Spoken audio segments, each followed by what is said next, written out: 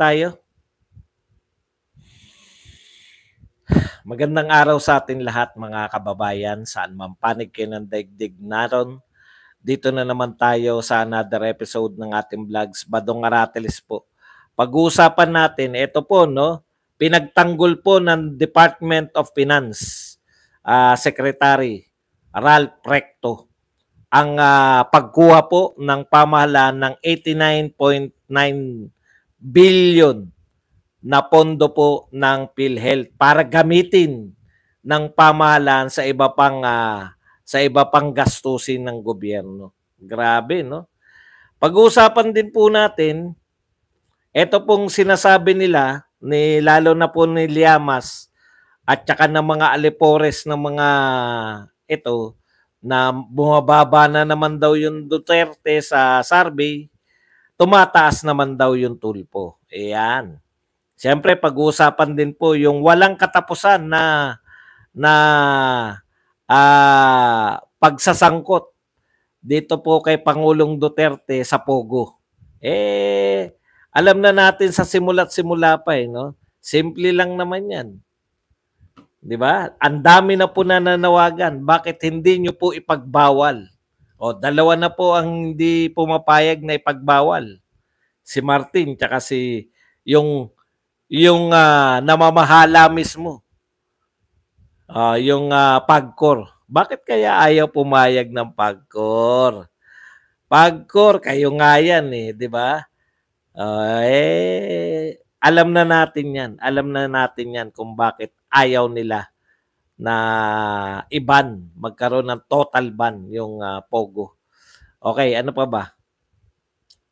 Yan lang pong pag may naalala pa po tayo sa mga tinantusan natin, tatalakayin pa rin natin. No? Yan lang po ang ating topic. Pwede na po tayo magsimula. Pero bago yan, nawawala ako sa hulog. Pero bago yan, kung bago ka pa lang dito sa ating channel, mag-subscribe ka na. Dahil ito lang ang tayong channel na may kinikilingan, may pinapanigan, una sa balita, uli sa impormasyon, kaya ano pang hinihintay nyo? Pindot na, okay. Pag-usapan natin, no? Ayon po dito, kaya napakagaling. Alam nyo, napakagaling kasi siya lang yung iniimbitahan. Siya yung iniimbitahan itong politiko nila, anong pangalan na nga nito, ni Michael Pahatin, tsaka ni Andulong. Siya rin yung madalas imbitahan ni Esguera, siya rin yung iniimbitahan sa ABS-CBN. Talagang siya po ang pinakamagaling sa lahat ng political expert po to. Kaya lahat po ng dilawan talo. Ganun po kagaling to magsuri to si Ronald Llamas. Ewan ko po kung bakit po sa kawalan po ng ng may interview na iba, siya na lang siya. Panay palpak naman po yung mga analysis katulad po nito. No? Sa bagay, kargado kasi ang analysis niya, may kasamang paninira. Yun yung problema nito ni Llamas Nagkukunwaring po political analyst, pero kunwari lang yun. Samantalang siya ay propagandista, no? Laban sa Duterte. Tignan po ninyo to. Katulad ko rin. Tama ka naman dun. Wala naman akong problema dun. Kaya lang umaamin kami. Duterte nga ako Di ba? Duterte ako. Umaamin kami na kami ay bias. Duterte vlogger kami. Wala naman lihim dun. Ngayon, kung bakit ka pa narito, wala ka naman palang itatanong, di ba? Tanggalin na muna kita. Alam nyo, okay lang ako pag may tanong kayo pero kung babanatan nyo lang ako out of the blue, pangit po yan. Maganda, magtanong kayo. Baka masagot natin o hindi ko masagot, di magtatatawa kayo, di ba? Pwede nyo akong engage pero hindi nyo ako pwedeng sabihan ng very obvious. Obvious na nga na Duterte ako Okay, balikan natin to. Sabi niya, tumataas daw yung tulpo at bumababa yung mga Duterte. Katulad si Pangulong Duterte, pang-apat na lang daw sa latest. Samantalang si Erwin, pang-ilan ba si Pangulong Duterte? Hindi ko nakikita yung kung saan yun. Bumaba na daw. Dati number 1 eh. Samantalang si Erwin, number 1 pa rin daw. Tapos si Ben Tulfo, pangatlo ba o pang-apat? Okay. So, ibig sabihin, no? Ibig sabihin po, bumababaw daw yung Duterte. Tapos si Bongo, dati raw number 2, pasok pa rin naman eh. Ito po, dito po tayo nililin lang nitong mga to eh, no? Tapos Tulfo daw, mataas sila. Iba po ang survey sa presidential at vice presidential kaysa senator, no? Hindi ibig sabihin na nag-number 1 kang senador, magna-number 1 ka na, presidentiable ka na. Tignan niyo po yung nakaraang pong survey, botohan. Sino po nag-number 1? Magtapatan tayo ha. Kahit kakampi natin si Robin. Sino po number 1? Si Robin Padilla. Ibig bang sabihin, number 1 si Robin? Siya na po ang pinakamalakas na kandidato pagkapangulo? Hindi. Di ba? Hindi po siya. Dahil iba po, 12 po yung hinahalal natin. O, si Tulfo nga, pang ilan ba si Tulfo? Rapi. Pangatlo? O, bibigyan ko pa kayo ng halimbawa. Ang labanan po kasi sa senador, 12 yung papasok. Karaniwan, pumapasok po yung pinakasikat. Karamihan po sa mga pinakasikat, mga artista at mga dati ng mga senador. So titignan nyo lahat ng mga survey, panay dating senador at mga artista, broadcaster.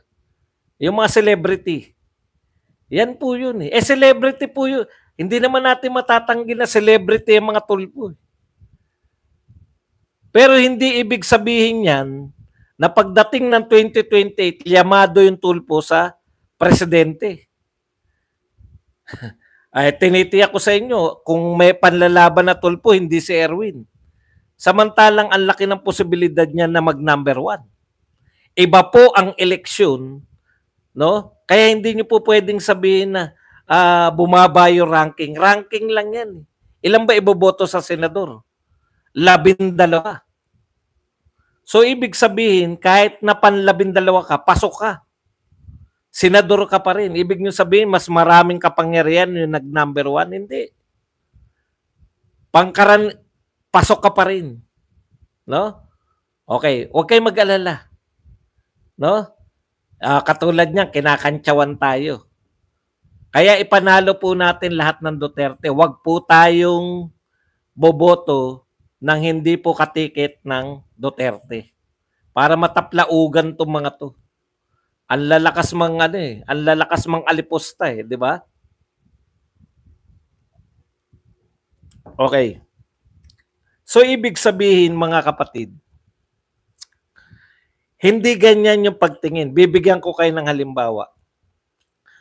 Alam nyo ba na may mga senador na laging number 1 or number 2 pagdating ng Senate botohan ng Senate? Si Tito Soto, tsaka yan si Loren Legarda. Is either number 1 or number 2 yan. Tuwing tatakbo yan ng senador, hindi yan nagiging number 3, 4, 5. Laging number 1 or number 2. Pero pag tumakbo silang vice president, nananalo ba? Naging vice president na ba si Tito Soto tsaka si Loren Legarda? Tumatakbo rin ba sila na mas mataas? Tumatakbo rin. So hindi po sukatan yan na ranking dyan ay yun din na magiging ranking. Yung sasabihin nyo, tatablahin nyo na yung mga Duterte. Natural. Midterm to eh. Midterm election to. Lamang talaga yung lamang talaga yung mga pro-admin. Pero eto po ang isipin nyo. Nung si Duterte po, ang administrasyon, walang nakalusot na oposisyon. Bakit po ngayon, identified po si Pangulong Duterte na oposisyon, bakit ang taas niya? Yun po yung titignan nyo ron. Bakit yung mga Duterte, ang taas, lalo na po si Tatay Digong, samantalang identified siyang oposisyon? Ibig sabihin, Hindi nakokontrol ni Marcos ngayon yung eleksyon. Hindi katulad ni Pangulong Duterte, siniro diretso niya yung mga oposisyon noon. Ibig sabihin, ganun katiwala yung mga tao. Huwag kayong mag-alala. Pagdating ng eleksyon, marami sa mga line-up ng administrasyon, mawawala pa yan. Lalo na, sabihin nyo, hindi pa pumapasok sila Baste, hindi pa pumapasok. Kailan ba yung survey na yan? June pa yan eh. Tignan nyo yung susunod na survey nung in-announce na ni BP Sara na tatakbo na yung magkapatid. Tatakbo na yung magkapatid eh. In-announce ni BP Sara, tignan nyo kung hindi pumasok sa top 12 yan. Hindi pa nangangampanya, wala pang kampanya eh. Di ba? Samantalang nung si Duterte, bakit po sa midterm election walang pumapasok na oposisyon? Zero. Tapos ganun din po pagdating po sa sa may yung tapos na yung term niya. Isa lang ang pumasok, si Risa Ontiveros lang. Ibig sabihin, believe na believe yung mga tao nung sa administrasyon nung panahon ni Pangulong Duterte. In-identify ni Marcos yung sarili niya sa Duterte. Huwag tayo magbulahan. In-identify niyo yung sarili niyo kay Duterte. Hindi kayo pumapil na oposisyon. Kaya nga kakampi niyo si Sara Duterte. Gamit na gamit ninyo si Sara Duterte. Yan ang katotohanan. Yan ang katotohanan. Okay, kaya nakalusot kayo ng 2022. Anyways, tapos na yan eh. Pero mali yung analysis na bumababa. Tsaka napunan nyo ba? Kada maglalabas ng survey, laging bukang bibig nila. Inaano tayo eh. Yung sinasanay tayo na bumababa ng mga Duterte. Alam nyo, kada may maglalabas ng survey, panay mababa na Duterte, mababa. Lagi pa rin nasa taas. Kung totoo yung mga sinasabi nila, nahulog na lahat ng Duterte. Kada may survey, bumababa. Lagi pa rin nasa taas. Ibig sabihin, marami sa sinasabi ng mga to, propaganda lang nila. Yun ang gusto nilang mangyari. Pero hindi nila mapagpagpagpag eh. Samantalang si Tatay Digong, identified na kinakalaban niya si Marcos. Bakit nariyan pa rin? Bakit mataas pa rin ang rating? Nakukuha niyo ba?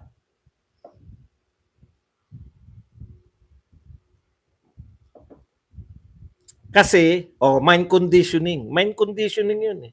Kada maglalabas ng survey, bumaba na naman. Bumaba na at tumataas. Laging bumababa Duterte at laging may tumataas. Kahit na pagsabay-sabay niyan, tulpo na president, tulpo pa vice president. Ang tanong, papayag ba si Martin at ang mga Marcos na ang tatakbong presidente ay si tulpo? Di ba? Yan yung imagine ninyo. Si tulpo ba ay tatakbo sa administrasyon bilang presidente? Hindi naman eh. Alam nyo, may mga sikat talaga, pero panandalian lang yung kasikatan na yan. May nalulula pa ba ngayon kay Idol Raffy Tulfo? Meron pa bang hangang-hanga ngayon? Pagdating sa politika? Ganun lang yan. Si Grace po, putya, sikat na sikat nung pagpasok niya sa politika. Kala mo, Fernando po Jr. din. Ang bilis na wala, di ba? Sino pa yung mga sumikat?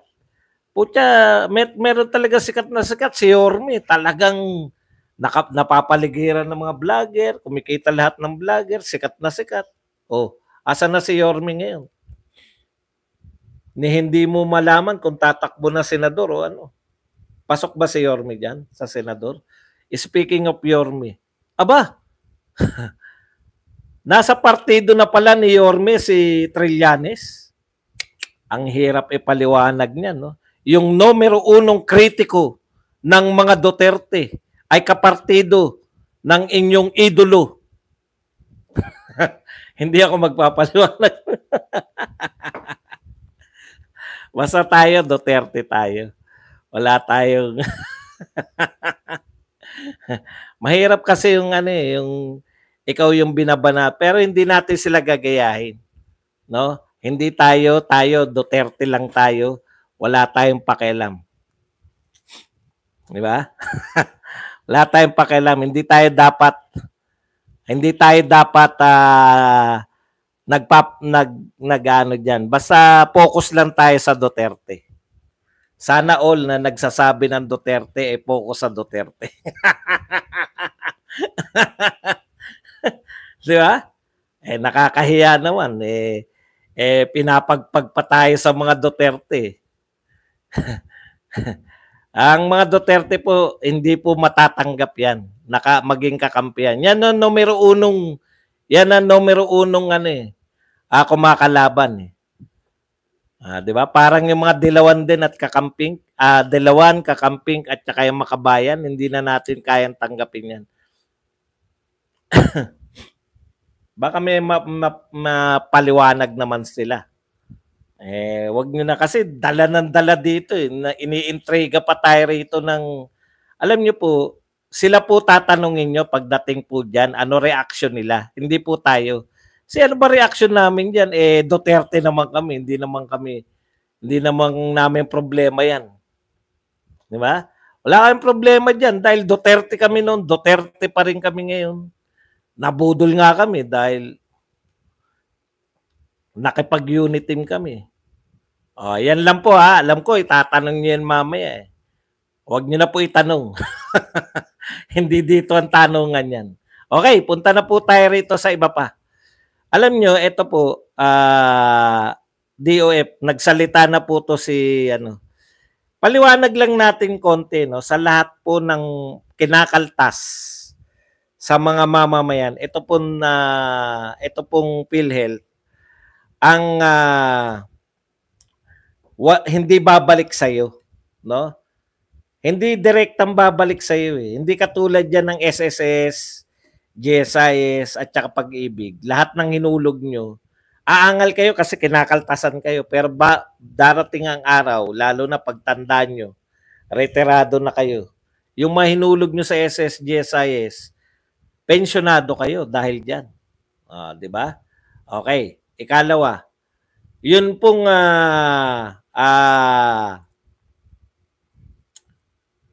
Pag-ibig, ganun din, no? Tumutubo pa pera nyo. Tapos meron pang bigay yung kung saan kayo nagtatrabaho. Hindi nyo lang pera yan . Pera, kung magkano yung kinakaltasan nyo sa SS, yun din yung kinakaltas doon sa mga amo nyo. Kami naman, dati sa gobyerno, tatapatan pa ng gobyerno yun. Kaya nadodoble yung pera natin na hinuhulog. Okay, pero ito pong PhilHealth, ito po hindi po babalik sa inyo, pero ayaw naman natin bumalik kasi ang ibig sabihin ng bumalik yung PhilHealth, nagkasakit ka o nagkasakit yung pamilya mo. So yan po yan, no? Ito po, ginagamit po tong pondo na to para po yung mga magkakasakit na member ng PhilHealth at saka yung mga kamag-anak, ito po yung gagamitin. Ngayon, ang kino-question natin, bakit po kukunin ng pamahalaan yung pera ng PhilHealth? Ang intention niya ay para doon sa mga magkakasakit. Wala na ba magkakasakit? Ito po paliwanag ni Finance Secretary Ralph Recto. Yung 18, laki po, no? 89.9 billion. No? Tignan po natin kung ano po yung paliwanag. Excuse me po. Utilizing excess funds of state-run corporations is a more prudent fiscal option for the government than borrowing. Yan . Yung mga hindi po nagagamit ng mga state-run corporations ng ating pamahalaan, kung may idle o excess na pondo na hindi naman nagagalaw, gamitin nila ng gobyerno kaysa mangutang tayo. Maganda rin ang katwiran, di ba? Gamitin nila ng gobyerno kaysa maghanap pa tayo ng mautangan kasi utang babayaran din naman natin yan. Di ba? Parang tama . Para lang. Bakit parang tama lang? Eh hindi naman po intensyon yan para gamitin sa iba eh. Kinakaltas nyo yan eh. Ang ibig sabihin, yung ibang korporasyon, halimbawa, nakita nyo, oy, malaki pala kinita nyo na iya. Eh, maganda naman na naiya. Amin na yung sobra-sobra yung pera dyan. Tama po yun. Kaysa lumalaki yung pera at maiisipan lang naman na mamahala. Dami nating pera, mamigay kaya tayo ng bonus. Sige, bonus tayo. Okay. Pero, hindi po dapat sa PhilHealth. Bakit po? Eh kung marami magkasakit, kung magkaroon uli ng pandemya, popondohan pa natin yung PhilHealth, di ba? Yan yung nangyari ng pandemya. Kinapos tayo dahil siyempre maraming mga miyembro at pamilya ng miyembro nagkasakit. Parang tama lang po yan kaysa naman mangutang. Eh bakit hindi na lang nga mangutang? Ang dami tuloy pumapasok sa isip ko. Nangyayari lang po yan, yung naghagilap ka na ng mga sobrang pera sa mga pondo ng lalo na ng mga korporasyon ng gobyerno. Tapos isip ka ng privatization. Pag kinakapos ka na, wala ka ng pagkuhanan. Pag kinakapos ka na at wala ka ng pagkuhanan. Ulitin ko po, pag kinakapos ka na at wala kang pinagkukunan at meron kang pagkakagastusan. Naalala ko noon kay Pangulong Duterte, sinabi niya, pandemya to ha, sinabi niya, pag nawalan tayo ng pera, ibebenta ko tong CCP complex. Marami yan, malaking lupa yan. Pag-aari naman ng gobyerno yan, pwede. Tsaka may katwiran pandemya. Pero hindi pa rin po binenta. Di ba hindi binenta? Bakit? Eh magaling po maghanap si Dominguez. Dominguez, hanap ka ng pera, bili tayo ng panturok. Nakakahanap ng pera. Ibig sabihin, wala nang mahanap. Kaya talagang yung mga, may pera ka pa dyan. Bigay mo na sa pamahalaan niya, may pera ka pa. Bakit po? Walang pumapasok na pera. Yung kinakailangan tustusan yung mga pangangailangan ng pamahalaan, walang pumapasok. Yan po. Bakit walang pumapasok? Ang dali na mamangutang. Nangyari na po sa Pilipinas yan. Sa panahon po ni Duterte, madaling makautang tayo. Ngayon po, hindi na po. Hindi na po madaling makautang. Tama tong sinasabi nyo para hindi na tayo makautang. Pero, ang tanong, bakit mo kukunin yung PhilHealth? O eto pang isang tanong. Pera namin yan Para sa pagkakasakit yan Hindi mo pwedeng sabihin yan na sobrang pera. Bakit sumobra? O may sobra pala. Ito ang susunod kong tanong. May sobra pala ng pera ang PhilHealth, 89.9. Si kukunin mo, ibig sabihin, excess na yan. Hindi na magagamit ng PhilHealth yan. Kukunin nyo na Ang tanong ko, meron pa bang pera pag nagkasakit yung mga miyembro? Malamang nakwenta nila, meron pa nakalaan. Pero ito ang tanong ko. Kung marami palang pera PhilHealth, katunayan, kinukunan nyo ng 89.9 billion, bakit kayo nagtaas ng 4 to 5%? Nagtaas po sila ngayong taon 4 hanggang 5% nagtaas sila ng contribution. Paano hindi sosobra? Tinaasan nyo yung contribution namin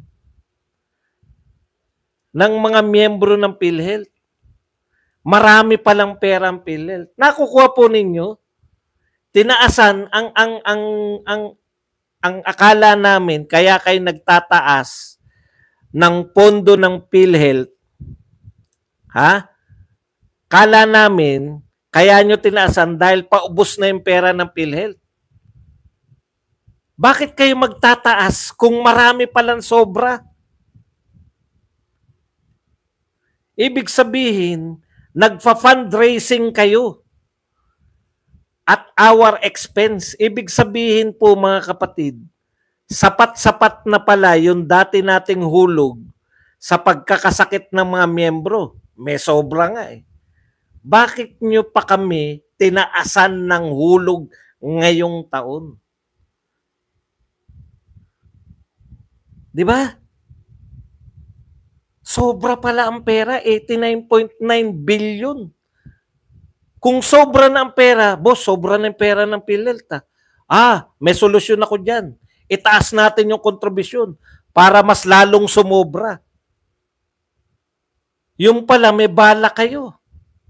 Pag sobra-sobra na pera, kukunin nyo at lalagay nyo naman sa iba. Sa amin po galing yan. Mahihirap yung pinanggalingan yan. Sobra na pala yung na-raise na pondo ng pamahalaan ng PhilHealth para sa pagkakasakit namin. Ibig sabihin, kaya nila pinamigay kukunin, kahit magkasakit yung mga miyembro, okay na yan, may pondo na yan. Bakit kayo nagtaas ngayong taon? Yan ang hindi po pwedeng palagpasin. Kaya ba kayo nagtaas para may malaki yung makuha ninyo? Mula sa hulog ng mga tao na ang intensyon nila kaya sila kinakaltasan para doon sa pagkakasakit na sobra-sobra na pala. Parang ginigisa lang tayo, wala nag-iimbest sa atin, kayo na lang. Yung pera na lang ng PhilHealth, yung pera na lang, magkano pera nyo riyan sa sa may land bank, daling dito. Invest natin. Hindi ko po makuha yung logic. Sobra na pera, tinaasan ka pa ng kaltas. Kung sobra na pala, bawasan nyo yung kaltas sa amin. Para sapat-sapat lang. Yung pinangkaltas nyo ba, yan yung pinang-aayudan nyo? Ipang-aayudan nyo? Kawawa naman talaga yung may trabaho. Kaltasan mo ng sobra-sobra para ipang-ayuda mo.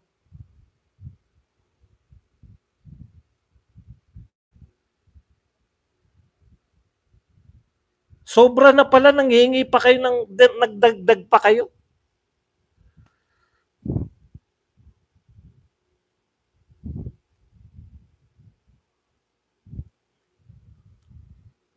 Kaya dapat may nagpapaliwanag ng ganito eh. Kasi nagagalit lang tayo na kinukuha pera natin eh. Pero hindi natin naisip, bakit nyo sinusobran yung kaltas sa amin? Sobra na pala. Kaya dapat hingin natin na bawasan yung kaltas sa PhilHealth dahil sobra pala eh.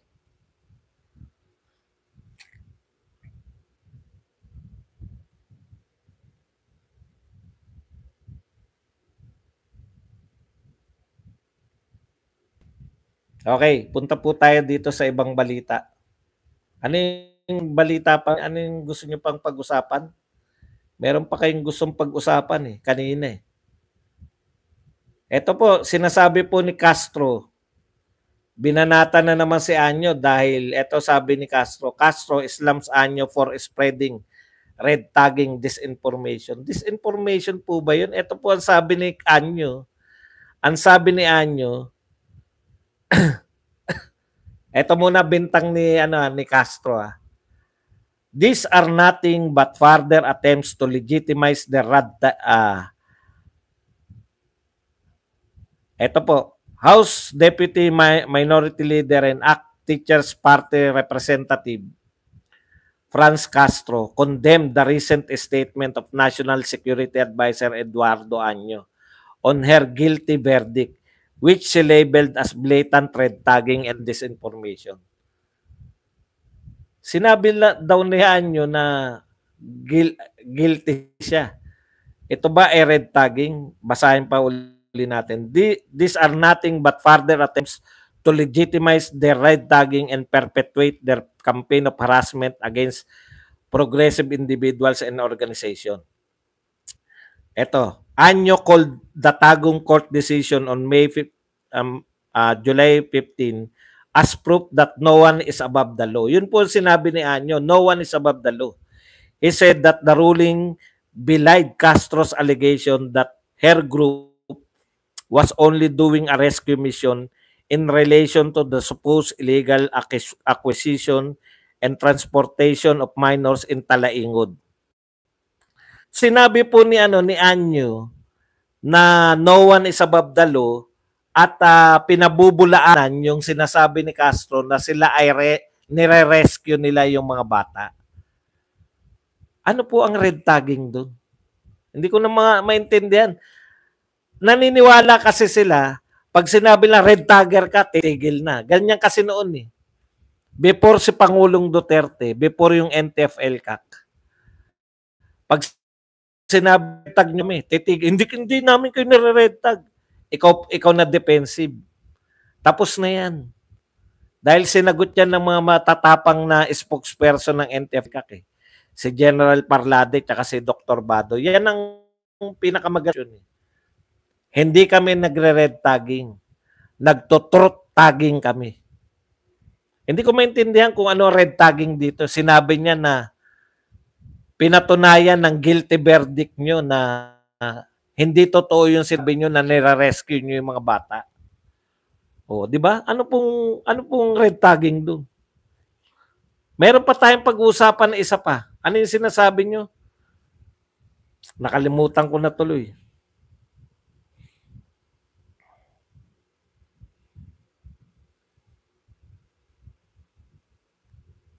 Yung pinahabol nyo, yung may tanong kanina eh. Tapos sabi ko, sige, sasama natin yan sa balita ngayon. Ay, yung yung pilit na pilit po. Ganito na po yung sa Pogo, di ba? Pilit na po.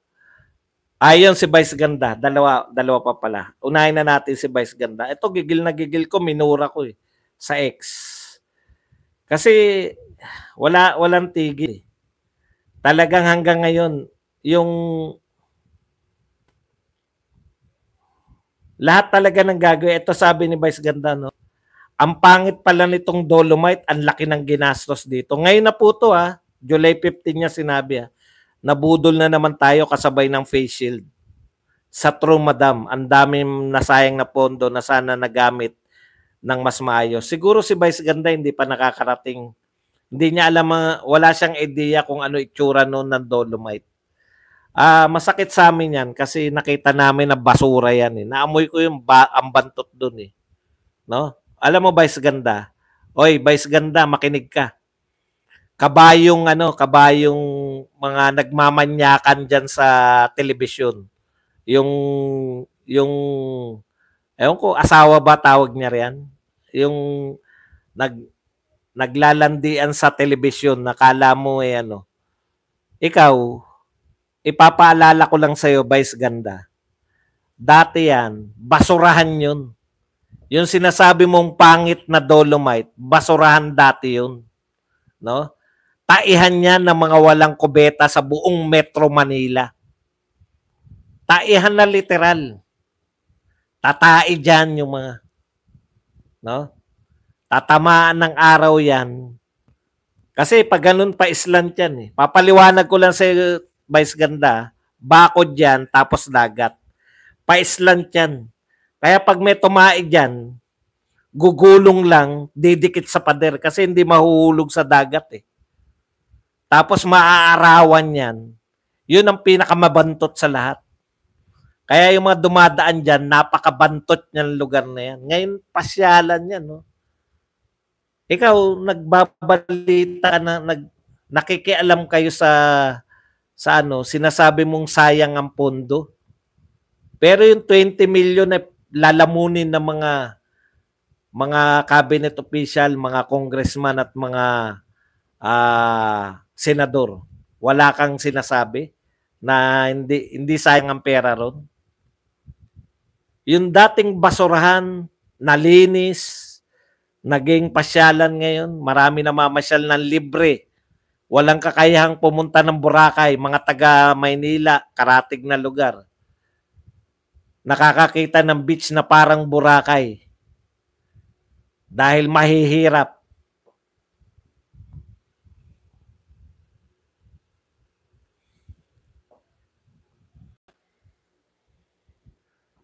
Sasabihin nyo, sayang ang pondo ng pamahalaan. Isa pa. Alam mo, ganito nila ignay si Duterte yung kapatid ng driver, ng asawa, ng aso, ng kabit, ng martilyo, ng ina, putang layo na eh. No? Kapatid ng madikit, may picture, kapatid ng may picture si Duterte na inaanay ng mga luga, putang, kaugnay pa rin sa Pogo. Yung kaugnay, yung kapatid ng kung sino mang tao na driver ng malapit sa dating amuyong ni Pangulong Duterte na natalo sa sakla ng kung kapitbahay na may galis ng aling mataba at kapitbahay ni Duterte. Ganun po yung ugnayan, putya. Naiugnay pa rin. Kapatid lang. Si Duterte pa rin ang may kasalanan. Natuklasan namin. May paper trail. May paper trail. Oh, may paper trail kay Duterte. Hindi. Doon sa kapatid ng asawa ng barbero na minsan ay kumalkal ng mga yero dyan sa bakod ng may sa City Hall, banda sa City Hall, na nanungkulan si Pangulong Duterte ng anak ng gwardya sa tabing bahay ng tsuhin niya sa Makalawad na tinirahan niya noong panahon na puta, ang layo na po talaga. Maiugnay lang. Meron pang paper trail daw eh. Paper trail dahil pinahiran ng ganda-gandahan mo naman, Risa Ontiveros. Yung pag-uugnay kay Pangulong Duterte. Nakakahiya eh. Ilang taon ba yan? Simple lang naman. Kami solve na eh. Simple lang. Masama ang Pogo, ipatigil. Tapos. Wala nang Duterte. Masama ang Pogo. Ngayon, 2024. Kung kasi kung ugatin, sino ba ang nagbigay ng mga clearances? Clearances? Noong si Duterte ay grade 6, sino ang nagbigay sa kanya na clearance? Para siya, kaya yun kasi ang may kasalanan ng lahat. Kung hindi sana binigyan si Duterte ng clearance ng teacher niya nung grade 6, hindi sana naka-enroll ng high school, hindi sana naging abogado, hindi sana naging presidente. Wala tayong problema. Clearance na. Puta, yung simple lang. Hindi namin, sabihin nyo lang ganito, no? Hindi namin kayang, ang mga krimen sa Pogo, hindi namin kaya. Ipatigil na lang. Eh, hindi rin naman sinasabi. Kasi nung panahon ni Duterte, kaya ng mga law enforcement. Eh ngayon, kung hindi na kaya, di sabihin nyo na lang, wala kami silbi. Hindi namin kaya yan. Patigil na lang. Ayaw rin. Sino pong nagsabing hindi ipapatigil, hindi magkakaroon ng Pogo ban ng Pogo? Yung mismong PAGCOR, si Tenko, at saka si Martin Romualdez. Ano kinalaman ni Duterte? Masama pala, di patigil nyo.